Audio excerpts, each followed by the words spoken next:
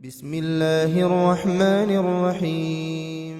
رفيع الدرجات ذو العرش يلقي الروح من أمره على من يشاء من عباده يلقي الروح من أمره على من يشاء من عباده لينذر يوم التلاق يوم هم بارزون لا يخفى على الله منهم شيء لمن الملك اليوم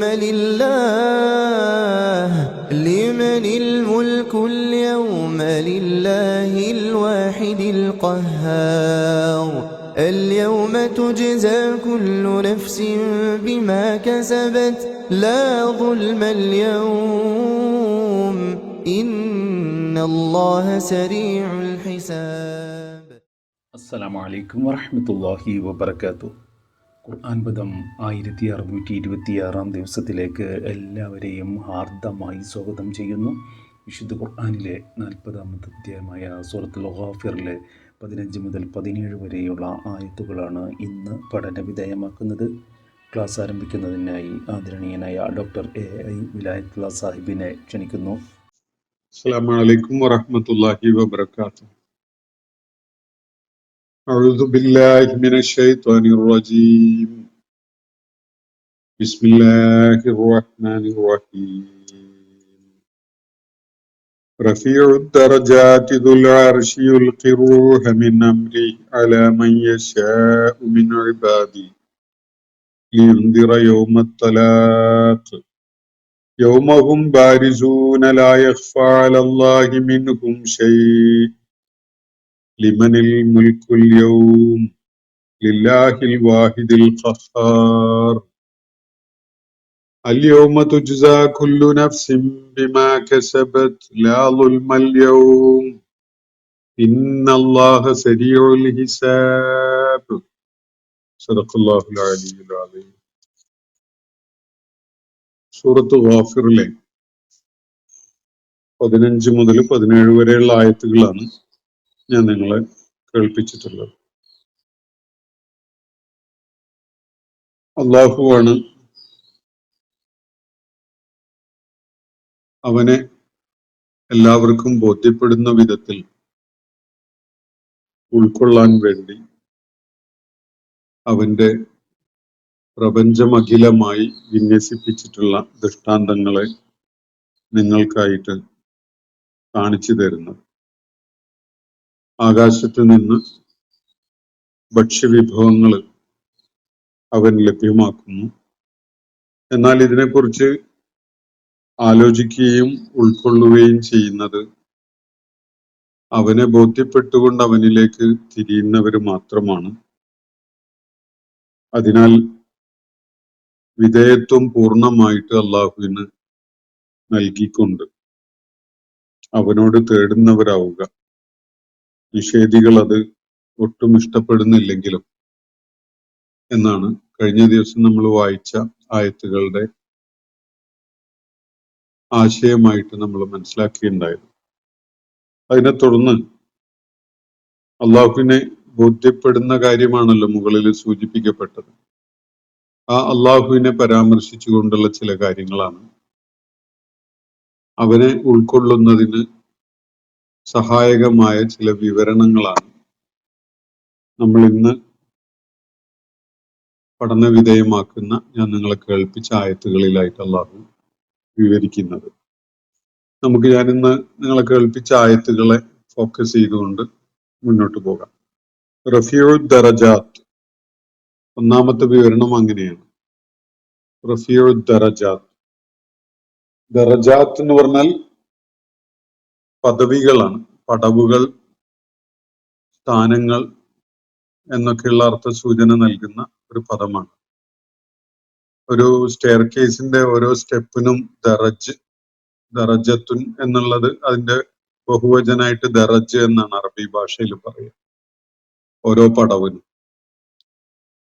റഫീഉ ദറജാത്ത് എന്ന് പറഞ്ഞാൽ ഉന്നതമായ പദവികളുടെ ഉടമയാണ് അവൻ എന്നാണ്. അള്ളാഹുവിന്റെ ഔന്നത്യത്തെ നമുക്ക് അവന്റെ സൃഷ്ടിജാലങ്ങളെ മാത്രം കാണാൻ കഴിയുന്ന, അനുഭവിക്കാനും പരിചയപ്പെടാനും കഴിയുന്ന ആളുകളെ സംബന്ധിച്ചിടത്തോളം സാധാരണഗതിയിൽ അള്ളാഹുവിന്റെ മഹത്വം ഉൾക്കൊള്ളാൻ ഭൗതിക ലോകത്ത് എളുപ്പമല്ല. നമുക്ക് പരിചയമുള്ള ചില ആളുകള്, വ്യക്തികള്, സൃഷ്ടിജാലങ്ങള്, പ്രതിഭാസങ്ങളൊക്കെ വെച്ചുകൊണ്ട് മാത്രമാണ് നമുക്ക് അള്ളാഹുവിനെ മനസ്സിലാക്കാൻ സാധിക്കുന്നത്. അള്ളാഹുവിന്റെ ഔന്നത്യം അതിൽ നിന്നൊക്കെ എത്രയോ അതീതമാണ്.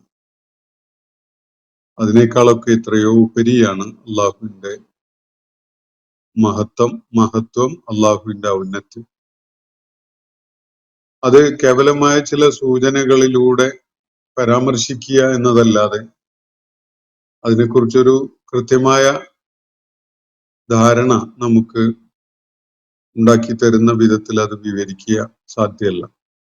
ചില പ്രയോഗങ്ങളാണ് അള്ളാഹുവിനെ മനസ്സിലാക്കാൻ, അള്ളാഹുവിന്റെ ഔന്നത്യത്തെ ഉൾക്കൊള്ളാൻ സഹായകമാവുന്ന വിധത്തിൽ അള്ളാഹു നമുക്ക് വിവരിച്ചു തരുന്നത്. റഫീഉ ദറജാത്ത്, ഉന്നതമായ പദവികൾ എന്ന് പറയുമ്പോൾ ഒക്കെ നമ്മുടെ മുന്നിൽ ഉണ്ടാവുക, അല്ലെങ്കിൽ നമ്മുടെ മനസ്സിലുണ്ടാവുക മനുഷ്യർക്കിടയിൽ ശീലമുള്ള, പരിചയമുള്ള പദവികളും സ്ഥാനങ്ങളും ഒക്കെ ആയിരിക്കും.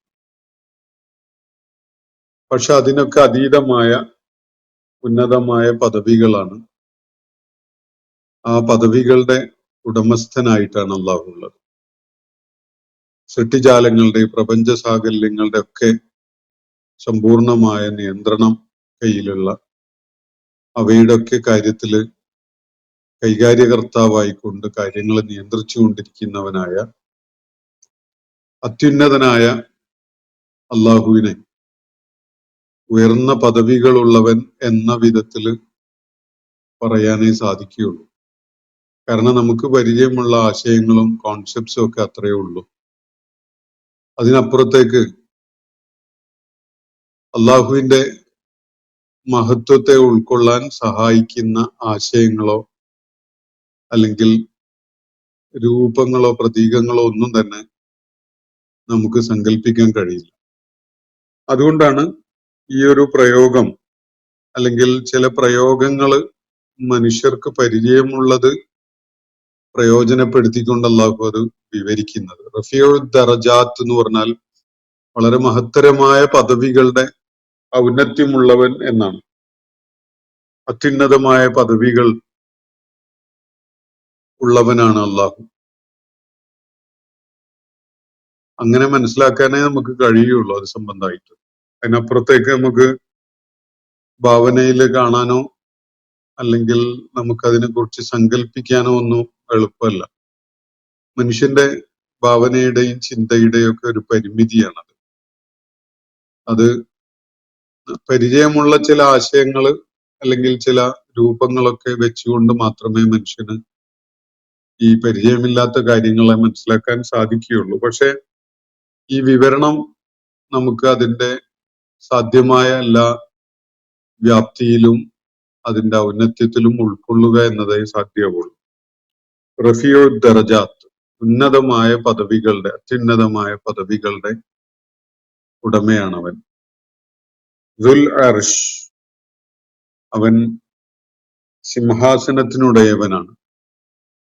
അതും നമുക്ക് പരിചയമുള്ള ചില സിംഹാസനങ്ങള് ചില അധികാരികളുടെയും അധികാരസ്ഥന്മാരുടെയും രാജാക്കന്മാരുടെയും ചക്രവർത്തിമാരുടെയും ഒക്കെ അർശിനെ കുറിച്ചേ നമുക്ക് അറിയൂ.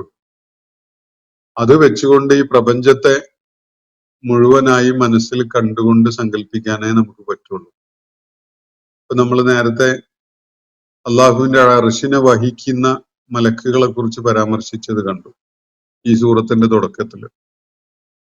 അതുപോലെ അവന്റെ അർശിന്റെ ചുറ്റുമായി നിലകൊള്ളുന്ന ആജ്ഞാനുവർത്തികളായ മലക്കുകളെയും, അള്ളാഹുവിനോട് ഏറ്റവും സാമീപ്യമുള്ള മലക്കുകളുടെ കാര്യം അവിടെ സൂചിപ്പിക്കപ്പെട്ടത് നമ്മൾ കാണുകയുണ്ടായി. അതൊക്കെ നമ്മളുടെ ഭാവനയിലും സങ്കല്പത്തിലും ഒക്കെ ഒരു ആശയം, അല്ലെങ്കിൽ നമുക്കൊരു ഒരു ഒരു ഒരു അതിനെ ഒരു രൂപകൽപ്പന ചെയ്യുക എന്നതിനപ്പുറത്തേക്ക് അതിനെ നമുക്ക് സങ്കല്പിക്കലോ അല്ലെങ്കിൽ മനസ്സിലാക്കലോ പ്രയാസകരാണ്. പക്ഷെ സാധിക്കുന്ന ഒരു തലത്തിൽ നിന്നുകൊണ്ട് അത് ഉൾക്കൊള്ളാൻ വേണ്ടിയാണ് അള്ളാഹു ഈ വിവരണം ഇവിടെ നൽകുന്നത്. കാരണം മനുഷ്യന്റെ ചിന്താപരമായ ആലോചനയും ഭാവനയും ഒക്കെയായി ബന്ധപ്പെട്ടുകൊണ്ടുള്ള പരിമിതികളെ ഉൾക്കൊണ്ടുകൊണ്ട് തന്നെ അള്ളാഹുവിനെ നമ്മുടെ അത്തരം സങ്കല്പങ്ങൾക്കൊക്കെ അതീതനായിക്കൊണ്ട് മനസ്സിലാക്കി വെക്കുക എന്നതേ സാധിക്കുകയുള്ളൂ. കാരണം നമുക്ക് പരിചയമുള്ള പദവികൾ ഉള്ള ആളുകള്, അതുപോലെ സിംഹാസനത്തിന്റെ സിംഹാസനസ്ഥരായ അല്ലെങ്കിൽ സിംഹാസനങ്ങളുടെ ഉടമകളായ അധികാരികളും രാജാക്കന്മാരും ഒക്കെ ചക്രവർത്തിമാരും ഒക്കെ ഇവരൊക്കെ അവരുടെ മഹത്വം ഉള്ളപ്പോൾ തന്നെ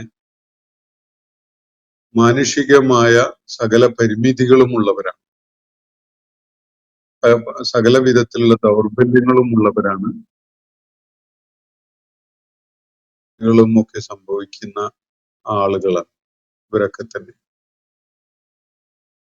അപ്പോ അവരെ പോലെയാണ് എന്ന് നമ്മൾ സങ്കല്പിക്കുന്നത് ശരിയല്ല. അതിനൊക്കെ അതീതമായ, എന്നാൽ അതൊക്കെ പ്രതീകാത്മകമായിട്ട് നമ്മളെ മനസ്സിലൊരു ചിത്രം കോറിയിട്ട് തരുന്നുണ്ടല്ലോ.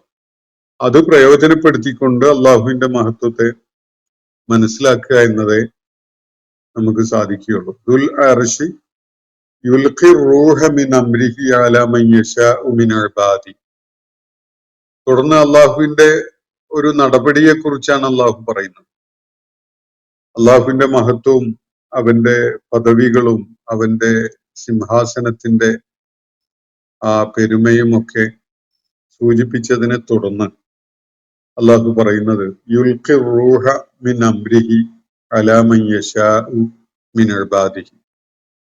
അവന്റെ ഇബാദുകളുടെ കൂട്ടത്തിൽ, ദാസന്മാരുടെ കൂട്ടത്തിൽ അവൻ ഉദ്ദേശിക്കുന്നവരുടെ മേൽ അവൻ ദിവ്യ ചൈതന്യമായ വെളിപ്പാടുകൾ ഇറക്കുന്നു. ഇതാണ് അള്ളാഹു തുടർന്ന് പറയുന്നത്. അള്ളാഹുവിന്റെ ഔന്നത്യം അവനെ ഇലാഹ് എന്ന നിലക്കും റബ്ബ് എന്ന നിലക്കും അർശിനുടമ എന്ന നിലക്കും റഫീഉ ദറജാത്ത് എന്ന നിലക്കും ഒക്കെ മനുഷ്യന് മനസ്സിലാക്കാൻ സാധിക്കുന്നത് അവൻ പ്രവാചകന്മാർക്ക് നൽകിയ വെളിപ്പാടുകളിലൂടെയാണ്. അതാണ് അള്ളാഹുവിനെ മനസ്സിലാക്കാൻ ജനങ്ങൾക്ക് ഉപകരിക്കുന്ന വിധത്തിൽ അള്ളാഹു ചെയ്തിട്ടുള്ള ഒരു ശ്രദ്ധേയമായ നടപടി. ആ നടപടിയെ കുറിച്ചാണ് അള്ളാഹു ഇവിടെ പറയുന്നത്.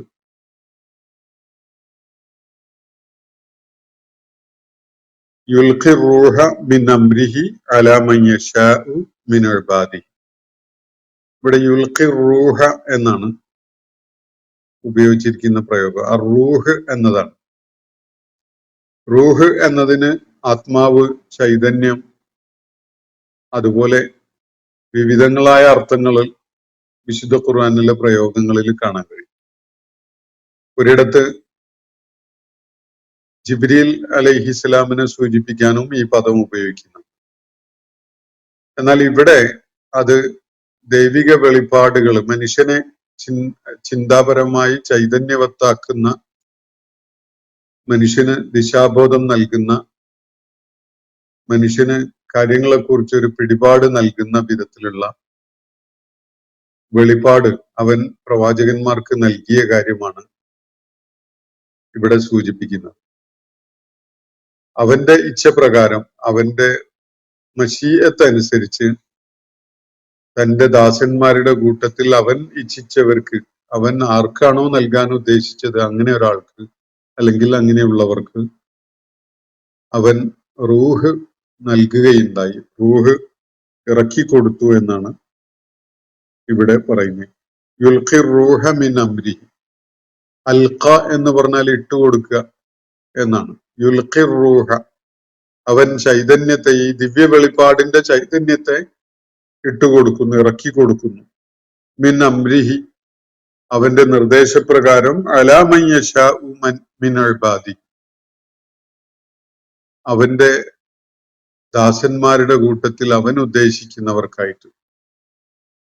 അപ്പോ ഈ ആയത്തിന്റെ തുടക്കത്തില് അള്ളാഹുവിനെ മനസ്സിൽ സങ്കല്പിക്കാൻ ഉപകരിക്കുന്ന വിധത്തിലുള്ള ഒരു വിവരണം നൽകിയതിനെ തുടർന്ന് മനുഷ്യർക്ക് അള്ളാഹുവിനെ ബോധ്യപ്പെടുന്നതിന് ഉപകരിക്കുന്ന ആശയങ്ങള് മനുഷ്യരിലേക്ക് എത്തിക്കുന്നതിന് വേണ്ടി അള്ളാഹു സ്വീകരിച്ച മാധ്യമമായിരുന്നു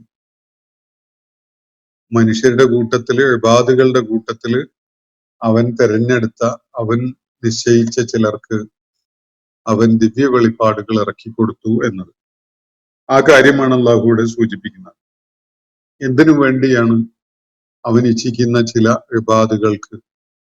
ഇബാദുകളുടെ കൂട്ടത്തിൽ അവൻ ഉദ്ദേശിച്ച ചിലർക്ക് അവൻ ഈ വിധത്തില് ഈ ചൈതന്യമായ അവരുടെ കാര്യങ്ങളെക്കുറിച്ച് കൃത്യമായ ബോധ്യം അവർക്ക് പകർന്നു നൽകുന്ന വെളിപ്പാടുകൾ ഇറക്കി കൊടുത്തിട്ടുള്ളത് എന്നാണ് തുടർന്ന് പറയുന്നത്. ലിയുൻദിറ യൗമുത്തലാഖ്. യൗമുത്തലാഖിനെ കുറിച്ച് താക്കീത് നൽകുന്നതിന് വേണ്ടിയാണ്. യൗമുത്തലാഖ് എന്ന് പറഞ്ഞാല് അതിന്റെ വായന പ്രത്യേകം ശ്രദ്ധിക്കണം. അത് ത്വലാഖല്ല, തലാഖാണ്. തോ അല്ല, താ ആണ്. അപ്പോ യൗമുത്തലാഖ്, തലാഖ് എന്ന് പറഞ്ഞാൽ കൂടിക്കാഴ്ച എന്നാണ് അർത്ഥം. യൗമുത്തലാഖ് എന്ന് പറഞ്ഞാൽ കൂടിക്കാഴ്ചയുടെ ദിനം, ഒത്തുചേരലിന്റെ ദിനം. അള്ളാഹുവിന്റെ സൃഷ്ടിജാലങ്ങളായ മനുഷ്യര്, ജിന്നുകള്, ശയാത്തീൻ, ഇവരൊക്കെ തന്നെയും അള്ളാഹുവിന്റെ മുന്നില് ഒരുമിച്ച് കൂട്ടപ്പെടുന്ന ഒരു നാളിനെ കുറിച്ചാണ് ഇവര് താക്കീത് ചെയ്യേണ്ടത്. അങ്ങനെ ഒരു ദിനം വരാനിരിക്കുന്നു എന്ന കാര്യം താക്കീത് ചെയ്യുന്നതിന് വേണ്ടിയാണ് അള്ളാഹു അവൻ ഉദ്ദേശിച്ച ചിലർക്കായിട്ട് ദൈവിക വെളിപ്പാടുകളുടെ ആ സത്തയായ റൂഹ് ഇറക്കി കൊടുക്കുകയുണ്ടായത് എന്നാണ് ഇവിടെ അള്ളാഹു പറയുന്നത്. അപ്പൊ അള്ളാഹുവിനെ ബോധ്യപ്പെടുന്ന മനുഷ്യർക്ക് അള്ളാഹുവിനെ ഉൾക്കൊള്ളാൻ സാധിക്കുന്ന സംഗതിക്ക് വേണ്ടി, അതിനു വേണ്ടി, അങ്ങനെ അവർക്കത് ബോധ്യപ്പെടുന്നതിന് വേണ്ടി അള്ളാഹു സ്വീകരിച്ച ഒരു നടപടിയെയാണ് ഇവിടെ പരാമർശിക്കുന്നത്. അത് യൗമുത്തലാഖിനെ കുറിച്ച് താക്കീത് നൽകാൻ അള്ളാഹു അവനിച്ഛിച്ച ചില ആളുകൾക്കായിട്ട് ദൈവിക വെളിപ്പാടുകൾ ഇറക്കി കൊടുത്ത കാര്യം, അതാണ് അള്ളാഹു ഇവിടെ സൂചിപ്പിച്ചിട്ടുള്ളത്. യുൽഖി റൂഹ മിൻ അംരിഹി അലാ മൻ യശാഉ മിൻ ഇബാദിഹി ലിയുൻദിറ യൗമത്തലാഖ്. യൗമുത്തലാഖ് എന്ന് പറഞ്ഞാൽ ഉയർത്തെഴുന്നേൽപ്പ് നാള് തന്നെയാണ്, യൗമുൽ ഖിയാമയാണ്. പല പേരുകളിലായിട്ട് അള്ളാഹു ഈ ആശയം വിശുദ്ധ ഖുർആനില് അവതരിപ്പിക്കുന്നുണ്ട്. കൂടിക്കാഴ്ചയുടെ നാൾ എന്ന് പറഞ്ഞാൽ അള്ളാഹുവിന്റെ മുന്നിൽ എല്ലാവരും ഹാജരാക്കപ്പെടുന്ന ഉയർത്തെഴുന്നേൽപ്പ് നാളാണ്. അത് യോജിപ്പോടുകൂടി എല്ലാവരും മനസ്സിലാക്കുന്ന ഒരു ആശയം അത് തന്നെയാണ്, കൂടിക്കാഴ്ചയുടെ നാൾ എന്നത്. ഇവിടെ അള്ളാഹു പരാമർശിച്ചിട്ടുള്ള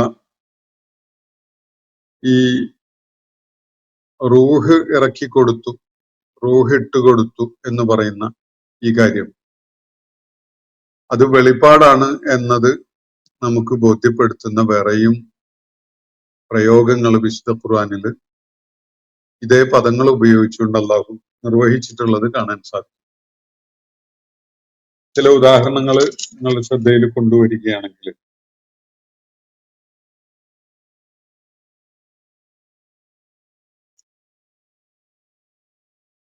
സൂറത്ത് ശൂറയിലെ 52-ാമത്തെ ആയത്ത് ഇങ്ങനെയാണ്: വകദാലിക ഔഹൈനാ ഇലൈക റൂഹം മിൻ അംരിന. ഇപ്രകാരം നാം താങ്കൾക്ക് ദിവ്യ വെളിപ്പാട്, റൂഹ്, നമ്മുടെ നിർദ്ദേശപ്രകാരം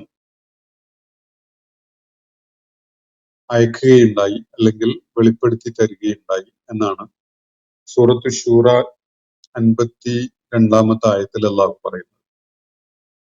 അവിടെയും റൂഹ് എന്ന പദം ദൈവിക വെളിപ്പാട് എന്ന അർത്ഥത്തിലാണ് ഉപയോഗിച്ചത് എന്നത് ആ സന്ദർഭത്തിൽ നിന്ന് വ്യക്തമാണ്. മറ്റൊരു സന്ദർഭം സൂറത്തു നഹ്ലിൽ 2-ാമത്തെ ആയത്തിൽ യുനസ്സിലുൽ മലായികത ബിർറൂഹി മിൻ അംരിഹി അലാ മൻ യശാഉ മിൻ ഇബാദിഹി. മലക്കുകളെ അവൻ ഈ ദിവ്യ ചൈതന്യമായ വെളിപാടുമായിട്ട് ഇറക്കുന്നു. അവൻ ഉദ്ദേശിക്കുന്ന, അവന്റെ ദാസന്മാരുടെ കൂട്ടത്തിൽ അവൻ ഉദ്ദേശിക്കുന്നവരുടെ അടുക്കലേക്കായിട്ട്. ഇതാണ് സൂറത്തുൻ നഹലിൽ പറയുന്നത്. ഇവിടെയും റൂഹ് എന്ന പദം പ്രയോഗിച്ചിരിക്കുന്നത് ദിവ്യ വെളിപ്പാട്, അതിലൂടെ പകർന്നു നൽകപ്പെടുന്ന ചൈതന്യം എന്ന നിലക്കാണ്.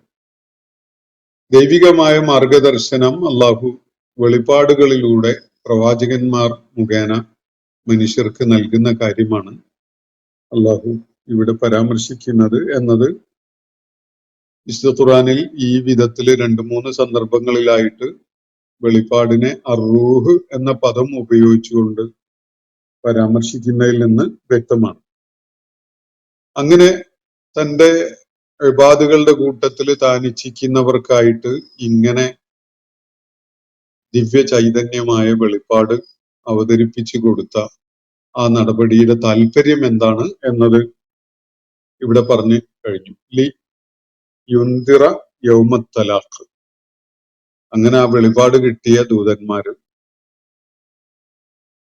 കൂടിക്കാഴ്ചയുടെ നാളിനെ കുറിച്ച് താക്കീത് നൽകുന്നതിന് വേണ്ടിയാണ് എന്നാണ് ഇവിടെ പറഞ്ഞിരിക്കുന്നത്. ഈ ആയത്ത് വീണ്ടും ഒന്ന് വായിക്കുമ്പോൾ ഭാഷാപരമായി ഇത് പ്രവാചകന്മാർ മാത്രമല്ല, ദൈവിക മാർഗത്തിലേക്ക് ജനങ്ങളെ ക്ഷണിക്കുകയും കൂടിക്കാഴ്ചയുടെ നാളിനെ കുറിച്ച് ജനങ്ങൾക്ക് താക്കീത് നൽകുകയും ചെയ്യുന്ന ദൗത്യം നിർവഹിച്ച എല്ലാവരെയും ഈ കാര്യം ഈ വിവരണത്തിൽ ഉൾപ്പെടുത്താൻ സാധിക്കും എന്ന വിധത്തില് ഭാഷാപരമായി ഈ ആയത്തിനൊരു സാധ്യത നമുക്ക് കാണാൻ കഴിയും. റഫീഉ ദറജാത്തി ദുൽ അർശി എന്ന് പറഞ്ഞതിന് ശേഷം പറയുന്ന കാര്യം ഒന്ന് കേട്ടു നോക്കുക. യുൽഖി റൂഹ മിൻ അംരിഹി. അവന്റെ കൽപ്പന പ്രകാരം അവൻ ദിവ്യ വെളിപ്പാട് ഇറക്കി കൊടുക്കുന്നു, ഇട്ടുകൊടുക്കുന്നു. അലാ മൻ യശാഉ മിൻ ഇബാദി. തന്റെ ദാസന്മാരുടെ കൂട്ടത്തില് താൻ ഇച്ഛിക്കുന്നവരുടെ അടുക്കലേക്കായിട്ട്. ലിയുന്തിറ യൗമത്തലാഖ്. കൂടിക്കാഴ്ചയുടെ നാളിനെ കുറിച്ച് താക്കീത് ചെയ്യുന്നതിന് വേണ്ടി. മുഖ്യമായിട്ടും ഈ ഒരു ദൗത്യം നിർവഹിക്കുകയുണ്ടായത് പ്രവാചകന്മാരാണ്. പ്രവാചകന്മാരുടെ പിന്മുറക്കാരായിട്ട് ആ പാതയിൽ സഞ്ചരിച്ച ആളുകൾ അള്ളാഹുവിന്റെ അടുക്കൽ നിന്നുള്ള ഒരു പ്രേരണ എന്നുള്ള നിലക്ക് ഈ കാര്യം ഉൾക്കൊണ്ടുകൊണ്ട് ഈ ദൗത്യം നിർവഹിക്കുന്നുണ്ട്. ആ ഒരു കാര്യം ഈ ആയത്തിന്റെ പരിധിയിൽ നമ്മൾ മനസ്സിലാക്കുകയാണെങ്കിൽ ഇവിടെ അറൂഹ് എന്നത് വെളിപ്പാട് എന്നതിനേക്കാൾ അപ്പുറത്തേക്കുള്ള ചില അർത്ഥങ്ങൾ കൂടി നമ്മൾ ഉൾക്കൊള്ളേണ്ടി വരും. അതൊരു ഇൻസ്പിറേഷൻ എന്ന നിലക്ക്, ഒരു പ്രേരണ അല്ലെങ്കിൽ ഒരു ഉൾവിളി, ഒരു ബോധ്യം എന്നൊക്കെയുള്ള നിലക്ക് ദൈവികമായ ദൗത്യം നിർവഹിക്കാൻ ചില ആളുകൾക്ക് ഒരു ഉൾപ്രേരണ ഉണ്ടാകുന്നു, ഒരു ഉൾവിളി ഉണ്ടാകുന്നു എന്നൊക്കെ നമുക്ക് ഈ ആയത്തിനെ ആ നിലക്ക് മനസ്സിലാക്കാൻ വേണമെങ്കിൽ സാധിക്കും. സാങ്കേതികമായിട്ട് ഭാഷാപരമായിട്ട് അതിന് സാധിക്കുന്ന വിധത്തിലാണ് ഈ ആയത്തിലെ പദങ്ങൾ പ്രയോഗിക്കപ്പെട്ടിരിക്കുന്നത് എന്നത് കാണാൻ സാധിക്കും. മുഖ്യമായിട്ടത് പ്രവാചകന്മാരെയും അവർക്ക് അള്ളാഹു ഇറക്കിക്കൊടുത്ത ദിവ്യ വെളിപ്പാടുകളെയും ഉദ്ദേശിച്ചുകൊണ്ടാണ് അത് പറയുന്നത് എന്ന കാര്യത്തിൽ യാതൊരു സംശയവുമില്ല. അപ്പൊ യൗമുത്തലാഖിനെ കുറിച്ച് താക്കീത് നൽകാൻ വേണ്ടിയാണ് ഇവിടെ അള്ളാഹു അവനിച്ഛിച്ച ചില ആളുകൾക്കായിട്ട് ഈ വിധത്തില് ദിവ്യ വെളിപ്പാടുകൾ നൽകുന്നത്. എന്നിട്ട് തുടർന്നുള്ള ആയത്തിൽ അള്ളാഹു ഈ യൗമുത്തലാഖ് എന്താണ് എന്നത് കൂടുതൽ വിശദമാക്കുകയാണ്. യൗമഹും ബാരിജൂന. അവരെല്ലാവരും തന്നെ വെളിപ്പെട്ടു വരുന്ന ദിവസമാണത്. ബറസ എന്ന് പറഞ്ഞാൽ ലഹറ എന്നാണ് അർത്ഥം. പ്രത്യക്ഷത്തില് കാണാൻ കഴിയുന്ന വിധത്തില് രംഗത്ത് വരിക എന്നാണ് ആ പദത്തിന്റെ അർത്ഥം. ഞാന് കുറച്ചു കാലം താമസിച്ചിരുന്ന സൗദി അറേബ്യയിലെ ഹായിൽ എന്നൊരു ചെറിയൊരു പട്ടണമുണ്ട്. ആ പട്ടണത്തിൽ ഒരു സൂഖിന്റെ പേര്, ഒരു അങ്ങാടിയുടെ പേര്, അല്ലെങ്കിൽ ഒരു മാർക്കറ്റ് പ്ലേസ് ആയ ഒരു സ്ഥലം, അതിന്റെ പേര് ബർസാൻ എന്നായിരുന്നു. അത് ഈ പദത്തിൽ നിന്ന് വന്നിട്ടുള്ളതായിട്ടാണ് ഞാൻ മനസ്സിലാക്കുന്നത്. ബറസ എന്ന് ആളുകള് ഈ വൈകുന്നേരങ്ങളിൽ ഒത്തുകൂടുന്ന കച്ചവട ആവശ്യത്തിന്, അതുപോലെ ഷോപ്പിംഗ് ആവശ്യത്തിനൊക്കെ ആയിട്ട് എത്തിച്ചേരുന്ന ഒരിടം എന്ന നിലക്കായിരിക്കണം ആ പദം പ്രയോഗത്തിൽ വന്നിട്ടുണ്ടാവുക. അപ്പൊ ഇവിടെ അള്ളാഹു പറയുന്ന യൗമഹും ബാരിസൂന, അവരെല്ലാവരും തന്നെ വെളിപ്പെട്ടു വരുന്ന, പുറത്ത് ഒത്തുകൂടി വരുന്ന ആ നാളിൽ, വെളിപ്പെട്ടു വരുന്ന ആ നാളിൽ, ലാ യഖ്ഫാ അലല്ലാഹി മിൻഹും ഷൈഅ, അവരുടെ കാര്യത്തില് ഒരു സംഗതിയും അള്ളാഹുവിനെ സംബന്ധിച്ചിടത്തോളം മറഞ്ഞു കിടക്കുന്നതല്ല എന്നതുമാണ് അവസ്ഥ. അതൊന്ന് ആലോചിക്കാൻ വേണ്ടിയാണ് അള്ളാഹുവിടെ സൂചിപ്പിക്കുന്നത്. മനുഷ്യരും ജിന്നുകളും ശയാത്തീന്മാരും ഒക്കെ അള്ളാഹുവിന്റെ മുന്നിൽ വെളിപ്പെട്ടു വരുന്ന ആ ഒരു നാൾ, അതാണ് യൗമുത്തലാഖ്. യൗമഹും ബാരിസൂൻ, അവരൊക്കെയും രംഗത്ത് വരുന്ന, അവരൊക്കെയും ദൃശ്യമാവുന്ന വിധത്തില് രംഗത്ത് വരുന്ന ആ നാൾ. ആ നാളിന്റെ ഒരു പ്രത്യേകത, ഒരാളുമായി ബന്ധപ്പെട്ട ഒരു രഹസ്യവും അള്ളാഹുവിന് അന്ന് മറഞ്ഞു കിടക്കുന്നതല്ല. അത് ആ നാളിന്റെ മാത്രം പ്രത്യേകതയല്ല, ആ ഒരു അവസ്ഥ അള്ളാഹു സൂചിപ്പിക്കുകയാണ്. ലാ യഖ്ഫാ അലല്ലാഹി മിൻഹും ഷൈ, അള്ളാഹുവിനെ സംബന്ധിച്ചിടത്തോളം അവരുമായി ബന്ധപ്പെട്ട യാതൊന്നും മറഞ്ഞു കിടക്കുന്നതുമല്ല. അങ്ങനെയുള്ള ഒരു അവസ്ഥയിൽ അവരെല്ലാവരും വെളിപ്പെട്ടു വരുന്ന ഒരു ദിവസമാണത്. ആ ദിവസത്തിനെ കുറിച്ച് അള്ളാഹു ചോദിക്കുകയാണ്, ലിമനിൽ മുൽക്കുൽ യൗം, ഉച്ചത്തിലുള്ള ഒരു വിളംബരം പോലെ, അല്ലെങ്കിൽ വിളിച്ചു ചോദിക്കല് പോലെയാണ്. ആരാണ് ചോദിക്കുന്നത് എന്നൊന്നും ഇവിടെ പറയുന്നില്ല. പക്ഷെ അവിടെ വെളിപ്പെട്ടു വരുന്ന എല്ലാവരും തന്നെ ഈ ഒരു ചോദ്യം കേൾക്കും. ചോദ്യം ഇതാണ്, ലിമനിൽ മുൽക്കുൽ യൗം, ഇന്ന് ആർക്കാണ് അധികാരമുള്ളത്, ഇന്ന് ആരുടെ കയ്യിലാണ് ആധിപത്യം എന്നാണ് ചോദ്യം. ഈ ചോദ്യം ഉന്നയിക്കുമ്പോൾ ഇത് കേൾക്കുന്ന ആളുകളിൽ പലരും പല വിധത്തിലുള്ള അധികാരവും ആധിപത്യവും കൈയാളിയിരുന്ന ആളുകളായിരുന്നു എന്നൊരു വസ്തുത നമ്മൾ ഓർക്കേണ്ടതുണ്ട്. എല്ലാവരും അങ്ങനെയാണ്. നബി സല്ലല്ലാഹു അലൈഹി വസല്ലം ഒരു ഹദീസിൽ വ്യക്തമാക്കിയിട്ടുള്ളത്, കുല്ലുക്കും റായിൻ വ കുല്ലുക്കും മസ്ഊലുൻ അൻ റഇയതിഹി എന്നാണ്. നിങ്ങളിൽ ഓരോരുത്തരും ഇടയന്മാരാണ്, ഇടയ സമൂഹത്തെ കുറിച്ച്, അല്ലെങ്കിൽ തങ്ങളുടെ കുഞ്ഞാടുകളെ കുറിച്ച് ഓരോരുത്തരും ചോദ്യം ചെയ്യപ്പെടുക തന്നെ ചെയ്യും എന്നാണ്. വേറെ നിലക്ക് പറഞ്ഞാൽ നിങ്ങളൊക്കെയും തന്നെ ഭരണ ചുമതലയുള്ള അധികാരമുള്ളവരാണ്. തങ്ങളുടെ കീഴിൽ ഭരണീയരായി തങ്ങളുടെ അധികാര സംവിധാനത്തിന് കീഴിൽ ഉണ്ടായിരുന്നവരെ, തങ്ങളുടെ പ്രജകളെ കുറിച്ച്, അവരുടെ കാര്യത്തിൽ ഓരോരുത്തരും സ്വീകരിച്ച നയനിലപാടുകളെ കുറിച്ച് അവർ ചോദ്യം ചെയ്യപ്പെടുക തന്നെ ചെയ്യുമെന്നാണ് നബി സല്ലല്ലാഹു അലൈഹി വസല്ലം വ്യക്തമാക്കിയിട്ടുണ്ടായിരുന്നത്. ഇവിടെ അള്ളാഹു പറയുന്നത് ഇതൊരു ചോദ്യമാണ്. അവരെല്ലാവരും വെളിപ്പെട്ടു വരുന്ന സകലരും കേൾക്കാനിടയുള്ള ഒരു ചോദ്യം. ലിമനിൽ മുൽക്കുൽ യൗം, ഇന്ന് ആർക്കാണ് അധികാരം, ആരുടെ കയ്യിലാണ് ആധിപത്യമുള്ളത് എന്നാണ്. ആ ചോദ്യം പലരെയും ഞെട്ടിക്കുന്ന വിധത്തിലുള്ളതാണ്. തങ്ങളാണ് ഏറ്റവും അധികാരസ്ഥന്മാരായവര്, ഏറ്റവും വലിയ ആധിപത്യമുള്ളവര് എന്നൊക്കെ കരുതിയിരുന്ന, അങ്ങനെ പറഞ്ഞുകൊണ്ടിരുന്ന, ദൈവികമായ കാരുണ്യം കാരണമായിട്ട് മാത്രം പലർക്കും കരഗതമാവാൻ സാധിച്ചിട്ടുണ്ടായിരുന്ന പല പദവികളും സ്ഥാനങ്ങളും ഒക്കെ ഉണ്ടായിരുന്നല്ലോ. അതിന്റെയൊക്കെ പേരില് അതൊക്കെ തങ്ങളുടെ നേട്ടമാണ് എന്ന വിധത്തില് അഹങ്കരിക്കുക ആയിരുന്നു മനുഷ്യരിൽ അധിക പേരും. ആ ആളുകളാണ് ഈ ചോദ്യം കേൾക്കാൻ ഇടയാവുന്നത്. ലിമനിൽ മുൽക്കുൽ യൗം,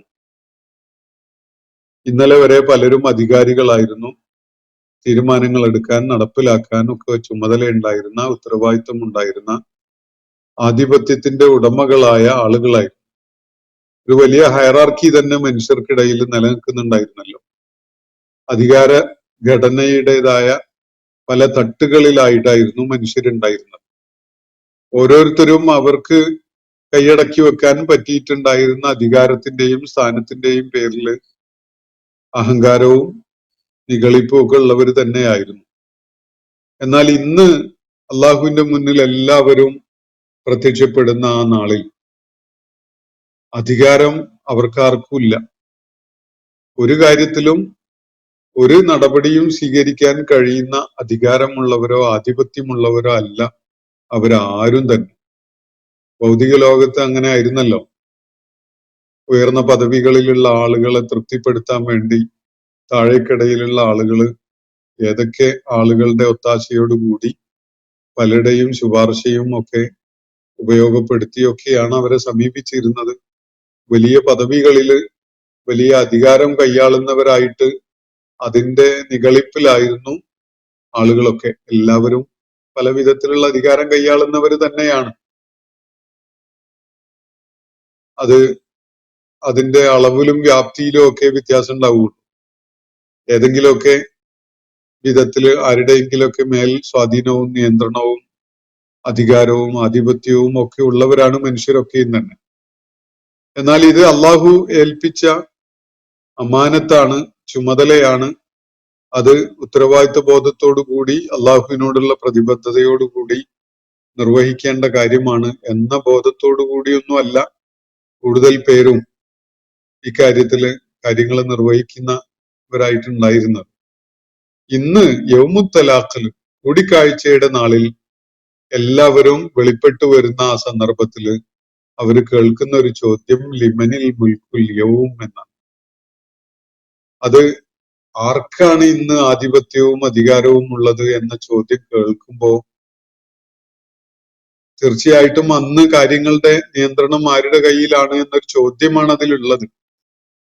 പക്ഷെ കേൾക്കുന്നവര് തങ്ങളൊട്ടും അധികാരവും ആധിപത്യവും ശക്തിയും കരുത്തും ഉള്ളവരല്ല എന്നൊരു തിരിച്ചറിവ് കൂടി ഉണ്ടാക്കുന്നുണ്ട്.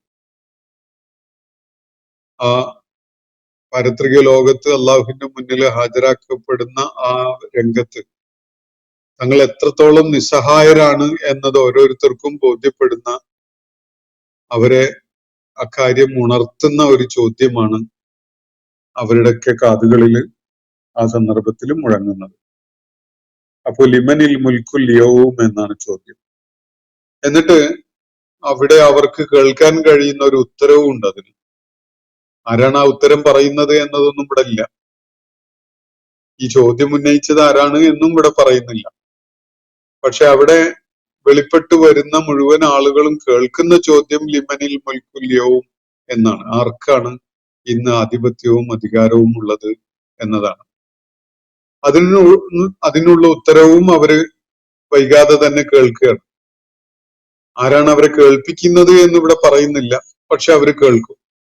അള്ളാഹു അതിനുള്ള സംവിധാനം ചെയ്തിട്ടുണ്ട്. ഈ കാര്യം ഉന്നയിക്കപ്പെടാനും അതിനുള്ള ഉത്തരം അവര് കേൾക്കാൻ അവസരം ഉണ്ടാവാനും അള്ളാഹു ഒരു സംവിധാനം ചെയ്തിട്ടുണ്ട് എന്നാണ് ഈ ആയത്ത് നമുക്ക് വ്യക്തമാക്കി തരുന്നത്. ഉത്തരം ഇതാണ്, ലില്ലാഹിൽ വാഹിദിൽ ഖഹാർ. എല്ലാറ്റിന്റെ മേലും സമഗ്രമായി നിയന്ത്രണമുള്ള അധികാരമുള്ള അള്ളാഹുവിനാണ് ഇന്ന് ആധിപത്യം എന്നാണ്, ഇന്ന് മുൽക്കുള്ളത് അള്ളാഹുവിന് മാത്രമാണ് എന്നാണ് അവർ കേൾക്കേണ്ടി വരുന്നത്. ലില്ലാഹിൽ വാഹിദിൽ ഖഹാർ. ഏകനും സകല സംഗതികളുടെ മേലും പരമാധികാരമുള്ളവനുമായ അള്ളാഹുവിനാണ് എല്ലാറ്റിന്റെ മേലുമുള്ള മുൽക്കുള്ളത്, എല്ലാറ്റിന്റെ മേലുള്ള അധികാരവും ആധിപത്യവും ഉടമസ്ഥതയും ഒക്കെ ഉള്ളത് എന്നാണ് അവിടെ ഒരു ഉത്തരമായിട്ട് കേൾപ്പിക്കപ്പെടുന്ന കാര്യം.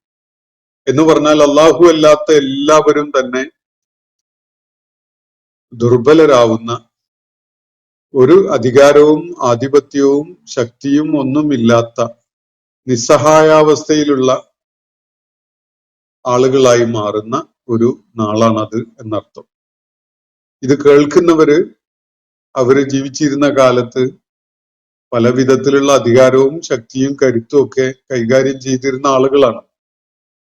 അത് പ്രയോജനപ്പെടുത്തി പലരെയും അവരടക്കി വാണിട്ടുണ്ട്. പലരോടും വലിയ ദ്രോഹവും അക്രമവും ഒക്കെ അവർ ചെയ്തിട്ടുണ്ട്. പല വിധത്തിലുള്ള അനീതിയും അതുപോലെ ളുൽമും ജനങ്ങളുടെ മേൽ അടിച്ചേൽപ്പിക്കാൻ തങ്ങളുടെ അധികാരത്തെ പ്രയോജനപ്പെടുത്തിയിട്ടുള്ള ആളുകളാണ് ഈ ഒത്തുകൂടിയിരിക്കുന്നവരിൽ ഏറെ പേരും. അവരോടാണ്, അവരുടെ സാന്നിധ്യത്തിലാണ് ഈ ചോദ്യം കേൾപ്പിക്കപ്പെടുന്നത്. ലിമനിൽ മുൽക്കുൽ യൗം, ഇന്ന് ആർക്കാണ്, ആരുടെ കയ്യിലാണ് അധികാരം, ഉടമസ്ഥത, ആധിപത്യമൊക്കെ ഉള്ളത്? അതിന് നൽകപ്പെട്ട ഉത്തരം ലില്ലാഹിൽ വാഹിദിൽ ഖഹാർ. അപ്രതിരോധ്യൻ എന്നുകൂടി അർത്ഥമുണ്ട് ഖഹാർ എന്ന വാക്കിന്. എന്ന് പറഞ്ഞാൽ അള്ളാഹുവിന്റെ ഒരു നടപടി, അള്ളാഹുവിന്റെ ഒരു തീരുമാനം ഉണ്ടായിക്കഴിഞ്ഞാൽ അത് റെസിസ്റ്റ് ചെയ്ത് നിൽക്കാൻ, അതിനെ വേണ്ടാന്ന് വെക്കാൻ, അതിനെ പ്രതിരോധിച്ച് നിൽക്കാൻ ആർക്കും സാധ്യമല്ല. അത് നടപ്പിലാക്കപ്പെടുകയാണ് ഉണ്ടാവുക. ആ വിധത്തില് സകലത്തിന്റെയും മേൽ പരിപൂർണമായ അധികാരമുള്ളവനായ ഏകനായ അള്ളാഹുവിനാണ് ആ നാളിൽ മുൽക്കുള്ളത്, അധികാരവും ആധിപത്യവും ഉടമസ്ഥതയും ഉള്ളത് എന്നാണ് അവര് കേൾപ്പിക്കപ്പെടുന്ന കാര്യം. എന്നിട്ട് തുടർന്ന് പറയുന്ന കാര്യം ഇതാണ്, അൽയൗമ തുജ്സാ കുല്ലു നഫ്സിൻ. ഈ ദിവസം ഓരോരുത്തരും, എല്ലാവരും തന്നെ, എല്ലാ വ്യക്തിയും തന്നെ പ്രതിഫലം നൽകപ്പെടും. അൽയൗമ തുജ്സാ, ഈ നാളിൽ, ഇന്ന് എല്ലാവരും പ്രതിഫലം നൽകപ്പെടുകയാണ്. ആരാണ്? കുല്ലു നഫ്സിൻ, ഓരോ വ്യക്തിയും, ബിമാ കസബത്ത്, അവൻ സമ്പാദിച്ചതിന്റെ പേരിൽ. എന്താണ് അവൻ അനുവദിക്കപ്പെട്ടിരുന്ന സമയം പ്രയോജനപ്പെടുത്തിക്കൊണ്ട് നേടിയിട്ടുള്ളത്, വാരിക്കൂട്ടിയിട്ടുള്ളത്, സമ്പാദിച്ചിട്ടുള്ളത്, ചെയ്തു കൂട്ടിയിട്ടുള്ളത്, അതിനൊക്കെ പ്രതിഫലം നൽകപ്പെടുകയാണ് ഈ ദിവസം. ലാ ളുൽമൽ യൗം, ഇന്ന് അനീതിയില്ല. ലാ ളുൽം, അനീതി. ളുൽമ് എന്നതിന് അക്രമം എന്ന പോലെ തന്നെ അനീതി എന്നും അർത്ഥമുണ്ട്. ഒരാൾക്ക് അവകാശം നിഷേധിക്കപ്പെടുമ്പോൾ അത് അക്രമവുമാണ്, അനീതിയുമാണ്. ഇന്ന് യാതൊരു വിധത്തിലുമുള്ള അനീതിയുമില്ല, അല്ലെങ്കിൽ അക്രമവുമില്ല. ഇന്ന് നീതിപൂർവകമായിട്ടാണ് സകല സംഗതികളും നിർവഹിക്കപ്പെടുക. ലാ തുലുലമല്യോ, ലാ ലുൽമല്യോ, ഇന്ന് യാതൊരു വിധത്തിലുള്ള ദുൽമും യാതൊരു വിധത്തിലുള്ള അനീതിയും നടപ്പാക്കപ്പെടുകയില്ല. ഇന്നല്ലാഹ സരീഉൽ ഹിസാബ്, തീർച്ചയായിട്ടും അള്ളാഹു അതിവേഗത്തിൽ വിചാരണ നിർവഹിക്കുന്നവനാണ്. ഹിസാബ് എന്ന് പറഞ്ഞ കണക്ക് എന്നാണ് അർത്ഥം. എല്ലാവരുടെയും കർമ്മപുസ്തകം പരിശോധിച്ച്, അവരുടെ കണക്ക് പരിശോധിച്ച് വിചാരണ പൂർത്തിയാക്കപ്പെടുന്ന ഒരു കാര്യം, അതാണ് ഇവിടെ സൂചിപ്പിക്കുന്നത്. അതിവേഗം ഇത് നിർവഹിക്കുന്നവനാണ് അള്ളാഹു. വിചാരണ, ഓരോരുത്തരുടെയും വിചാരണ അതിവേഗം നിർവഹിക്കുന്നവൻ. ഭൗതിക ലോകത്ത് നമുക്കറിയാം, കോടതിയിലെത്തിയ ഒരു കേസ് തീരുമാനമാകണമെങ്കിൽ പലപ്പോഴും ഇപ്പൊ വിചാരണ തടവുകാരുടെ കാര്യത്തിൽ 5, 8, 10, ചിലരുടെ കാര്യത്തിൽ 20 വർഷമൊക്കെ വിചാരണ പൂർത്തിയാക്കാതെ വിചാരണ തടവുകാരായിട്ട് കഴിയേണ്ടി വരുന്ന അവസ്ഥ നമ്മളെ രാജ്യത്ത് പോലും നിലനിൽക്കുന്നുണ്ട്. ലോകത്തിന്റെ പല ഭാഗങ്ങളിലും അങ്ങനെയുള്ള സംഗതികൾ നമുക്ക് പരിചയമുള്ളതാണ്. അപ്പൊ ഇവിടെ പറയുന്ന കാര്യം, അള്ളാഹു അതിവേഗത്തിൽ തീരുമാനം കൽപ്പിക്കും. ഭൗതിക ലോകത്തേതുപോലെയല്ല. ഇവിടെ ആളുകൾ അത് അങ്ങനെ പല കാരണത്താലും നീട്ടി കൊണ്ടുപോകും. കേരളത്തിലൊരു പ്രമുഖനായ രാഷ്ട്രീയ നേതാവുമായി ബന്ധപ്പെട്ടുകൊണ്ടുള്ള ഒരു അഴിമതി കേസ് എത്ര തവണയാണ് നീട്ടിവെച്ചത് എന്നത്, അതൊക്കെ ഒരു താല്പര്യങ്ങളുടെ കാരണത്താലാണല്ലോ. കേസിൽ വിധിയാവാതെ, വിചാരണ പൂർത്തിയാവാതെ, അതില് വിധി കൽപ്പിക്കാതെ കേസ് അങ്ങനെ നീട്ടിക്കൊണ്ടുപോവുകയാണ്. അത് ചിലർക്കൊരു സൗകര്യമാണ്. കാരണം അവര് അറസ്റ്റ് ചെയ്യപ്പെടുകയോ അകത്തിടപ്പെടുകയോ ചെയ്തിട്ടില്ല. വേറെ ചിലരുടെ കാര്യത്തില് ഒരു സംഭവം ഉണ്ടെന്ന് കേൾക്കുന്നതിന്റെ മുമ്പ് തന്നെ പിടിച്ചുകൊണ്ടുപോയി അറസ്റ്റ് ചെയ്ത് അകത്തിട്ടിട്ട് വർഷങ്ങൾ തന്നെ കഴിഞ്ഞിട്ടും വിചാരണ പോലും പൂർത്തിയാവാതെ അങ്ങനെ നിൽക്കുകയാണ്. അവരോ 100% നിരപരാധികളാണ് താനും പലരും. നമുക്കറിയുന്ന ഒരുപാട് കാര്യങ്ങൾ, ഒരുപാട് വിഷയങ്ങൾ തന്നെ അങ്ങനെയുള്ളതുണ്ട്. എന്നാൽ അള്ളാഹുവിന്റെ കോടതിയിൽ അള്ളാഹുവോട് സൂചിപ്പിക്കുന്നത് ഒരാളുടെ കേസ് കഴിഞ്ഞിട്ട് അടുത്ത ആളുടേത്, അയാളുടേത് കഴിഞ്ഞിട്ട് അടുത്ത ആളുടേത് എന്ന വിധത്തിലൊന്നും അങ്ങനെ സമയം നിശ്ചയിച്ച് ചെയ്യേണ്ട കാര്യമില്ല. ഇൻസ്റ്റന്റ് ആയിട്ട് അള്ളാഹുവിന് എല്ലാവരുടെയും കാര്യങ്ങൾ ഒരേ സമയത്ത് തന്നെ വിചാരണ ചെയ്യാനൊക്കെ കഴിയും. അങ്ങനെയല്ലേ ലോകത്ത് കാര്യങ്ങൾ അള്ളാഹു നിർവഹിക്കുന്നത്. കോടിക്കണക്കിന് ജീവജാലങ്ങളുടെ കാര്യങ്ങൾ അള്ളാഹു ഒരേ സമയത്ത് നിർവഹിക്കുന്നത് നമ്മൾ കാണുന്നില്ലേ. അപ്പോ ഇന്നല്ലാഹ സരീഉൽ ഹിസാബ്, അതിവേഗത്തില് വിചാരണ നിർവഹിച്ച് പൂർത്തിയാക്കുന്നവനാണ് അള്ളാഹു എന്നാണ് അള്ളാഹുവിടെ പറയുന്നത്. ഓരോരുത്തർക്കും അവരുടെ സമ്പാദ്യത്തിന്, അവരുടെ കർമ്മങ്ങൾ, അതാണല്ലോ സമ്പാദ്യം അന്ന്.